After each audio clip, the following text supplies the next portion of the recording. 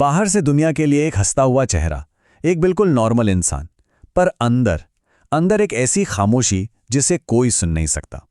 आज हम एक ऐसी कहानी को समझेंगे, एक ऐसी जंग की जो बाहर नहीं बल्कि किसी इंसान के अंदर लड़ी जाती है।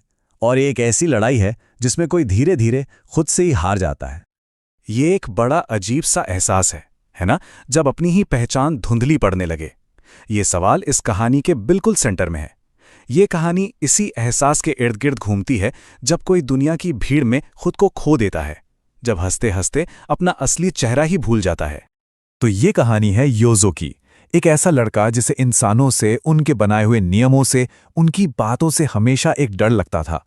ये डर इतना गहरा था कि उसने इससे बचने के लिए एक मुखौटा पहन लिया, और यही मुखौटा धीरे धीरे उसका असली चेहरा बन गया, या शायद उसका चेहरा ही उससे छीन ले गया। चलिए इसमें थोड़ा और गहराई से उतरते हैं।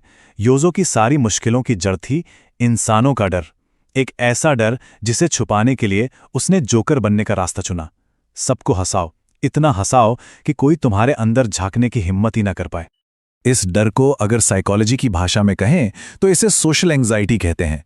ये कुछ ऐसा महसूस होता है जैसे दुनिया में हर किसी को जिंदगी जीने के नियमों की एक सीक्रेट किताब मिली हो जो बस आप तक पहुंची ही नहीं।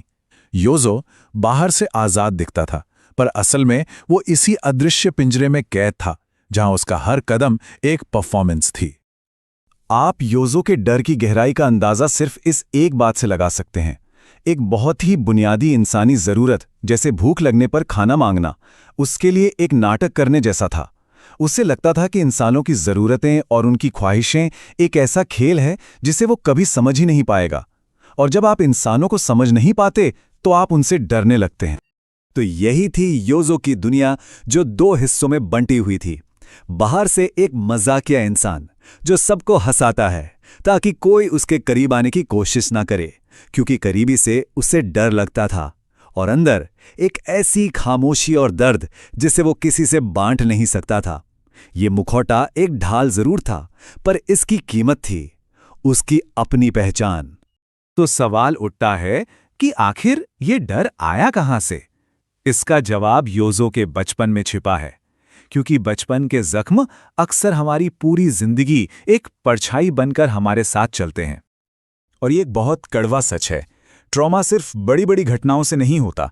कभी कभी जो बातें कही नहीं गईं या जो भरोसा तोड़ा गया, वो भी आत्मा पर बहुत गहरे निशान छोड़ जाते हैं। और फिर यही निशान वो चश्मा बन जाते हैं जिससे हम पूरी दुनिया को देखने लगते हैं। योजो के मामले में बचपन में घर के नौकरों ने उसका शारीरिक शोषण किया, पर वो किसी को बता नहीं पाया। उसे ये भी नहीं पता था कि शिकायत कैसे की जाती है। बस उस एक घटना ने उसे सिखा दिया कि इंसान भरोसे के काबिल नहीं होते और ये दुनिया एक खतरनाक जगह है। इस एक जख्म ने इंसानों के प्रति उसके नजरिए में हमेशा के लिए जहर घोल दिया।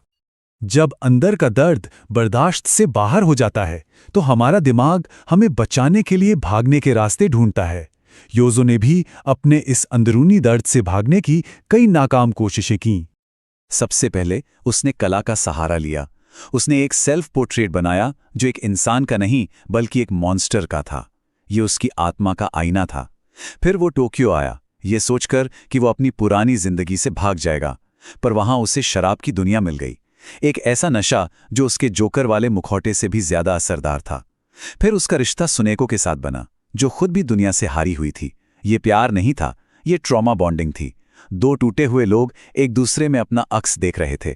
और आखिर में शिजुको के साथ उसे एक स्थिर जीवन का मौका मिला, पर वो उस खुशी से ही भाग गया जिस पर उसे यकीन ही नहीं था। और यही योजो की कहानी का एक बहुत अहम सबक छिपा है। दर्द को सुन्न कर देना उसे ठीक करना नहीं होता। असली हिम्मत भागने में नहीं बल्कि रुक कर अपने दर्द का सामना करने में है। योजो की जिंदगी में एक ऐसा मोड़ आया जिसने इंसानों पर से उसके रहे सहे भरोसे को भी हमेशा के लिए खत्म कर दिया। ये वो बिंदु था जहां से उसका पतन बहुत तेजी से हुआ। उसकी जिंदगी में योशिको आई, एक ऐसी लड़की जो इतनी मासूम और सीधी सादी थी कि योजो को यकीन ही नहीं हुआ कि ऐसी कोई इंसान हो भी सकती है।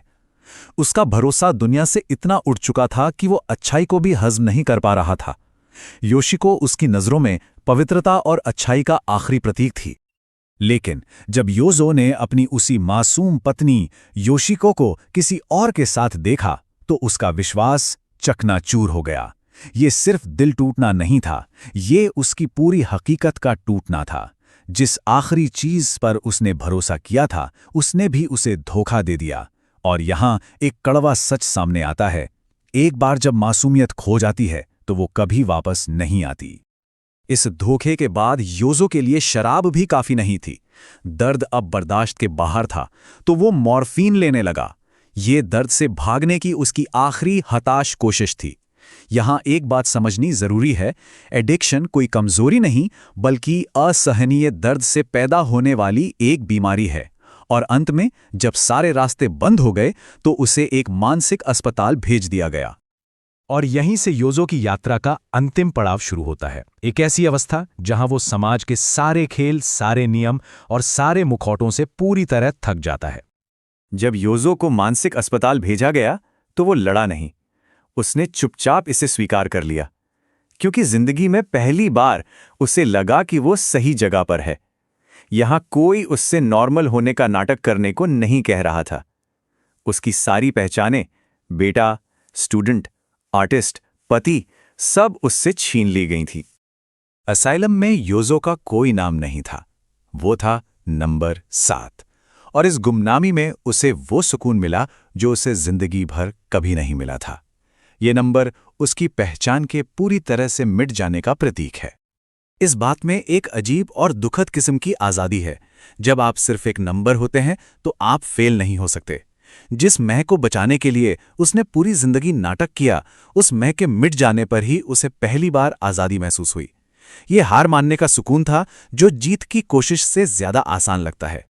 जब योजो असाइलम से बाहर आया तो वो इस अवस्था में पहुंच चुका था। इसे एनहेडोनिया कहते हैं। यह सिर्फ उदासी नहीं है, उदासी में दर्द महसूस होता है, जिसका मतलब है कि अंदर अभी भी कुछ जिंदा है। ये तो कुछ भी महसूस न कर पाने की हालत है, एक भावनात्मक मौत जहां इंसान अपनी ही लाश को हर रोज ढोता है। योजो की कहानी का अंत बहुत दुखद है, पर यह हम सबके लिए एक चेतावनी भी है कि दर्द को दबाते रहना, उसे नजरअंदाज करते रहना किसी को कहां तक ले जा सकता है।